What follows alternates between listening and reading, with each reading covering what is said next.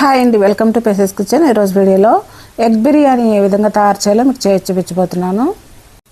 ఈ ఎగ్ బిర్యానీని వంట చేయడం రాని వాళ్ళు కూడా 10 నిమిషాల్లో ఎంతో ఈజీగా తయారు చేసుకోవచ్చండి. ఈ ఎగ్ బిర్యానీ రైస్ కుక్కర్లో కూడా ఎంతో పొడిలాడుతూ చాలా టేస్టీగా ఉంటుందండి. ఈ ఎగ్ బిర్యానీని లంచ్ బాక్స్లో కూడా అప్పటికప్పుడు ఈజీగా తయారు చేసుకోవచ్చండి. ఈ ఎగ్ బిర్యానీని ఏ విధంగా తయారు చేయాలో దీని ప్రాసెస్ ఏంటి వీడియోలోకి వెళ్ళి చూసేయండి.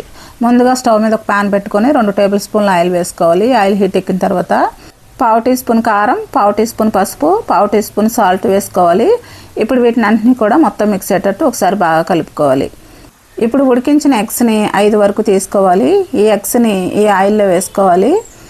ఈ ఎగ్స్ని కొంచెం కలర్ మారేంత వరకు మీడియం ఫ్లేమ్లో కొంచెం సేపు ఈ ఎగ్స్ని ఫ్రై చేసుకోవాలి.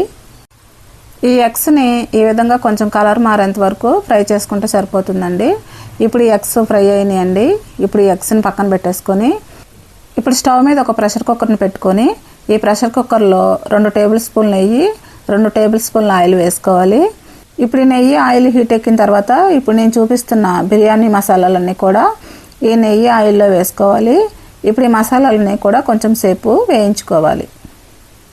దీంట్లోనే 2 మీడియం సైజు ఉల్లిపాయల్ని పొడవుగా కట్ చేసుకొని వేసుకోవాలి. ఇప్పుడు ఉల్లిపాయలను కూడా కొంచెం సేపు వేయించుకోవాలి. ఇప్పుడు దీంట్లోనే 3 టేబుల్ స్పూన్లు జీడిపప్పు వేసుకోవాలి. ఈ జీడిపప్పును కూడా కొంచెం సేపు వేయించుకోవాలి. దీంట్లోనే 2 పచ్చిమిర్చిని చీలికలుగా కట్ చేసుకొని వేసుకోవాలి. ఈ పచ్చిమిర్చిని కూడా కొంచెం సేపు వేయించుకోవాలి. ఇప్పుడు దీంట్లోనే 2 టేబుల్ స్పూన్లు అల్లం వెల్లుల్లి పేస్ట్ వేసుకోవాలి. ఈ అల్లం వెల్లుల్లి పేస్ట్ని కొంచెం పచ్చివాసన పోయేంత వరకు వేయించుకోవాలి. దీంట్లోనే ఒక టమాటాని ముక్కలుగా కట్ చేసుకొని వేసుకోవాలి. ఈ టమాటా ముక్కల్ని కొంచెం మెత్తపడే వరకు వీటిని వేయించుకోవాలి. ఇప్పుడు దీంట్లోనే 1/2 కప్పు వరకు పుదీనా ఆకులు, 1/2 కప్పు వరకు కొత్తిమీర ఆకులు వేసుకోవాలి. ఈ పుదీనా ఆకుల్ని కొత్తిమీర ఆకుల్ని కూడా కొంచెం సేపు వేయించుకోవాలి. ఇప్పుడు ఈ పుదీనా ఆకుల్ని కొత్తిమీర ఆకుల్ని వేయించుకున్న తర్వాత ఇప్పుడు దీంట్లోనే 1 టీ స్పూన్ కారం, 1/2 టీ స్పూన్ పసుపు, 1 టీ స్పూన్ ధనియాల పొడి, 1/2 టీ స్పూన్ జీలకర్ర పొడి, 1/2 టీ స్పూన్ గరం మసాలా పొడి, రుచికి తగినంత సాల్ట్ వేసుకోవాలి. ఇప్పుడు దీంట్లోనే 3 టేబుల్ స్పూన్లు పెరుగు వేసుకోవాలి. ఇప్పుడు వీటిని అన్నింటినీ కూడా మొత్తం మిక్స్ అయ్యేటట్టు ఒకసారి బాగా కలుపుకోవాలి. దీంట్లోనే 1 గ్లాస్ బాస్మతి రైస్ తీసుకొని 2-3 సార్లు శుభ్రంగా వాష్ చేసుకొని ఒక అరగంట సేపు నానబెట్టుకున్న బాస్మతి రైస్ని ఇప్పుడు దీంట్లో వేసుకోవాలి. ఈ బాస్మతి రైస్ని మొత్తం మిక్స్ అయ్యేటట్టు ఒకసారి బాగా కలుపుకోవాలి. ఇప్పుడు ఈ రైస్లో మనం 1 గ్లాస్ బాస్మతి రైస్ తీసుకున్నాం కాబట్టి 1 గ్లాస్కి 1.5 గ్లాస్ వాటర్ వేసుకోవాలి. ఇప్పుడు ఈ రైస్లోని వాటర్ మొత్తం మిక్స్ అయ్యేటట్టు ఒకసారి బాగా కలుపుకోవాలి.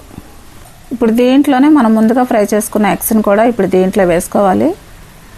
ఇప్పుడు ఈ ఎగ్స్ని కూడా మొత్తం మిక్స్ అయ్యేటట్టు ఒకసారి బాగా కలుపుకోవాలి. ఇప్పుడు ఈ స్టేజ్లోనే సాల్ట్ కూడా సరిపోయిందో లేదో చూసుకొని సాల్ట్ సరిపోకపోతే సాల్ట్ వేసుకొని కలుపుకోవాలి.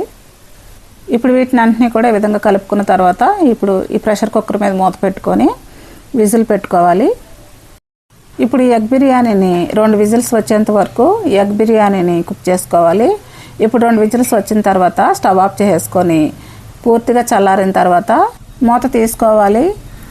అంతేనండి, ఎగ్ బిర్యానీ రెడీ అయిపోయింది. చూసారు కదా, ఎగ్ బిర్యానీ కుక్కర్లో కూడా రైస్ ఎంతో పొడిగా ఉంది. మరి ఎంతో ఈజీగా టేస్టీగా ఈ ఎగ్ బిర్యానీ తయారు చేయడం చూసారు కదా.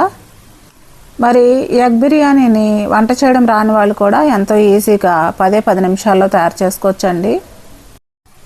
మరి ఎంతో టేస్టీగా ఉండే ఈ ఎగ్ బిర్యానీని మీరు కూడా ఇంట్లో ప్రిపేర్ చేసుకుని ఏ విధంగా వచ్చిందో నాకు కమెంట్ చేయండి. నా వీడియోస్ కనుక మీకు నచ్చినట్లయితే ఇప్పుడే సబ్స్క్రైబ్ చేసుకుని బెల్ ఐకాన్ ప్రెస్ చేయండి.